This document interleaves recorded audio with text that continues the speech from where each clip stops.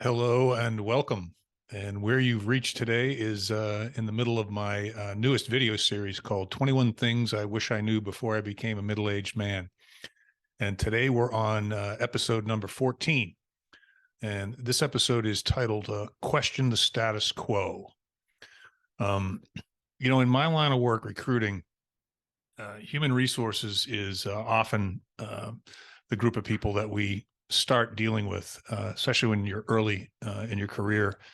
But you find out pretty quickly that getting to the source, the actual hiring manager, whomever that might be. In my case, I was in information technology, so it was a director of IT, director of software development, CIO, depending on the size of the organization. And because human resources, God bless them, they're a go-between. They're a policing access to the people making decisions. And when you talk to human resources, you talk about fee structures. And, I would say, they would ask, what's your fee structure? And I'd say 25%.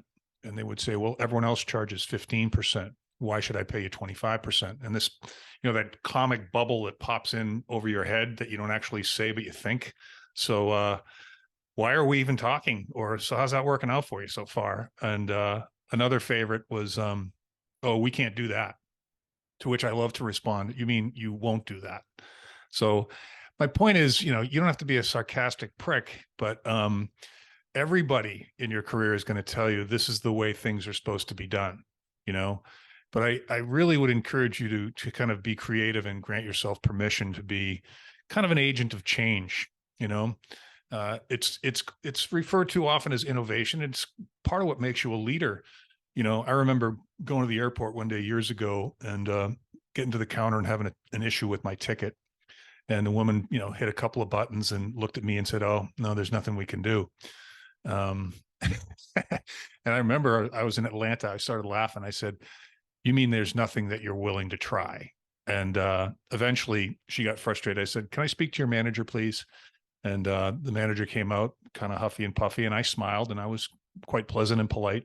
And I got what I wanted. I think it was an upgrade for no charge or a later flight or whatever. But you're going to go through life and everyone's going to tell you this is the way things are supposed to be done. This is how you have to do them. We do it this way because that's the way everyone else does it.